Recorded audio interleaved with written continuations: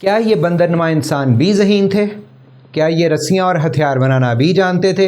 اور کیا یہ بڑے سمندری اور زمینی جانوروں کا بھی شکار کر سکتے تھے؟ میرا نام ہے ساجد اور آج کا ہمارا ٹاپک ہے نیندرتھل، اور آج ہم آپ سے انہی 3 باتوں پر بات کریں گے۔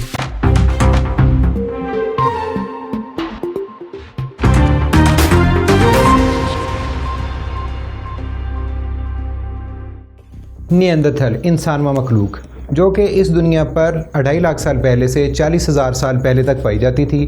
کچھ سائنسدانوں کا یہ خیال ہے کہ یہ انسانوں جیسے ہی تھے، جبکہ کچھ کا خیال ہے کہ یہ انسانوں سے ایک الگ مخلوق تھی۔ سب سے پہلے ان کے فوسلز، ان کی ہڈیاں یا ان کے باقیات جرمنی کی ایک جگہ نیندرتھل ویلی سے ملے، جس وجہ سے ان کا نام اسی جگہ کے نام پر نیندرتھل رکھا گیا۔ ان کا شمار سائنس کی زبان میں ہومینیڈا گروپ میں ہوتا ہے، جس کا مطلب ہے کہ ان کے اینسیسٹرز یا ان کے باپ دادا سب بندروں جیسے تھے، اور آگے چل کر یہ ہومینین گروپ میں تقسیم ہو جاتے ہیں۔ اس ہومینین گروپ میں 2 نسلیں شامل ہیں، ایک چمپینزی اور دوسری ہومو یعنی انسان۔ اس ہومو گروپ کی نسلیں شروع میں بہت حد تک بندروں جیسی تھیں، لیکن ان کی آخری نسلیں کافی حد تک انسانوں سے ملتی جلتی تھیں، جن میں پائی جانے والی 2 نسلیں ہومو نیاندرتھل اینسس اور ہومو سیپینز ہیں۔ ہومو سیپین لاطینی زبان کے 2 الفاظ ہیں جن کا مطلب ہے چالاک آدمی، اور ہومو سیپینز کو ہی آج کا انسان مانا جاتا ہے، جو کہ اس زمین پر 28 لاکھ سال پہلے بندروں سے انسانوں میں تبدیل ہونا شروع ہوئے، اور اس آخری نسل کو ہی آج کا انسان کہا جاتا ہے۔ نیاندرتھل بہت حد تک ہومو سیپینز سے یعنی انسانوں سے ملتے جلتے تھے۔ ان کی ہائٹ زیادہ سے زیادہ 5 فٹ 4 انچ ہوا کرتی تھی۔ یہ انسانوں سے زیادہ مسکولر ہوا کرتے تھے، لیکن یہ انسانوں کی طرح ہی شکار کیا کرتے تھے اور غاروں میں رہا کرتے تھے۔ یہ اپنے مر جانے والے افراد کو باقاعدہ طور پہ دفنایا کرتے تھے۔ یہ لوگ شکار کے لیے اوزار اور ہتھیار بھی استعمال کیا کرتے تھے۔ ان کا سر انسان کے سر کی نسبت زیادہ چوڑا اور لمبا ہوا کرتا تھا۔ سر بڑا ہونے کے باوجود بھی ان کے پاس ذہانت انسانوں جیسی نہ تھی۔ انسانوں کا دماغ ان کے دماغ کی نسبت چھوٹا تھا، مگر بہت تیز تھا اور ذہین تھا۔ انسان اپنے آپ کو ماحول کے مطابق چلا سکتے تھے، مگر نیاندرتھل نہیں، اور یہی وجہ ان کے خاتمے کا باعث بنی۔ اپریل 2020 میں سائنسدانوں کو فرانس کی ایک جگہ ایبری ڈو مار سے رسی کا ایک ٹکڑا ملا، جس نے سائنسدانوں کو حیران کر دیا۔ یہ رسی کا ٹکڑا نیاندرتھل نے خود بنایا تھا۔ یہ ٹکڑا 6.2 mm لمبا اور 0.5 mm چوڑا تھا، اور ریسرچ کے مطابق یہ ٹکڑا تقریباً 50,000 سال پرانا ہے۔ شروع میں اس جگہ سے ان سائنسدانوں کو پتھر کے ہتھیار اور کچھ دوسری چیزیں جو کہ بہت حد تک خراب ہو چکی تھیں ملی، مگر پھر امریکہ، فرانس اور اسپین کی ٹیم نے یہ رسی کا ٹکڑا 2.4 انچز لمبے ایک پتھر کے اوزار کے ساتھ پایا، اور ریسرچ کے مطابق پتھر کا اوزار زمین کی جس لیئر سے ملا وہ لیئر تقریباً 41 سے 52,000 سال پرانی ہے، جس سے اندازہ لگایا گیا کہ یہ رسی کا ٹکڑا بھی تقریباً 50,000 سال پرانا ہے۔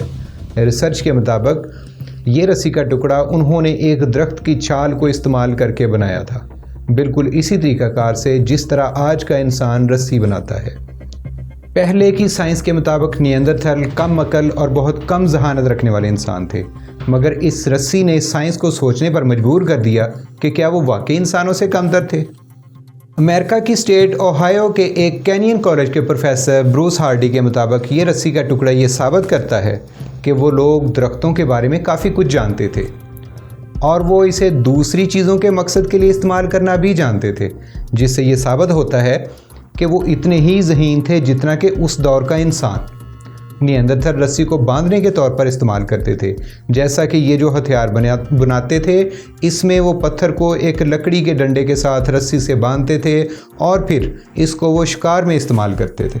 یہ لوگ جانوروں، خاص طور پر جو بڑے جانور تھے، ان کا شکار کیا کرتے تھے، مگر کچھ عرصہ پہلے سائنسدانوں کو پرتگال کے ایک شہر سٹابل میں موجود ایک غار فگیرا براوا میں سے مچھلیوں اور دوسرے سمندری جانوروں کے فوسلز یعنی ہڈیاں ملیں، جس سے یہ ثابت ہوا کہ وہ سمندری خوراک بھی استعمال کیا کرتے تھے۔ ریسرچ ٹیم کے ہیڈ پروفیسر ڈاکٹر ذہین، جو کہ یونیورسٹی آف بارسلونا اسپین سے ہیں، ان کے مطابق ان لوگوں کی تقریباً 50% خوراک سمندری جانوروں پر ڈیپینڈ کرتی تھی، اور 50% زمین پر چلنے والے جانور جیسے کہ ہرن، بکریاں، گھوڑے، جنگلی گائے اور یہاں تک کہ کچھوے وغیرہ بھی یہ کھایا کرتے تھے۔ یہ لوگ اس غار میں تقریباً 1,06,000 سال سے 86,000 سال پہلے تک رہتے تھے۔ اس دوران یہ سمندری جانور جیسا کہ مچھلیاں، کیکڑے اور یہاں تک کہ شارک اور ڈالفن بھی کھایا کرتے تھے۔ چونکہ وہ سمندری خوراک پر زندہ تھے تو اس سے یہ بات ثابت ہوتی ہے کہ وہ تیرنا بھی جانتے تھے، مگر اس پر ابھی تک کوئی واضح ثبوت نہیں مل سکے جس سے یہ ثابت ہو کہ وہ واقعی میں تیرنا جانتے تھے۔ لیکن کچھ ریسرچ کے مطابق وہ سمندر سے شیلز کو اکٹھا کیا کرتے تھے اور انہیں تراش کر ہتھیار کی شکل دیا کرتے تھے، جسے بعد میں وہ شکار میں استعمال کرتے تھے۔ تقریباً 170 ہاتھ سے بنے ہوئے اس طرح کے ہتھیار ریسرچرز کو اٹلی کے غار سے ملے ہیں، جس سے یہ پتہ چلتا ہے کہ یہ کس طرح کے ہتھیاروں کو شکار میں استعمال کیا کرتے تھے۔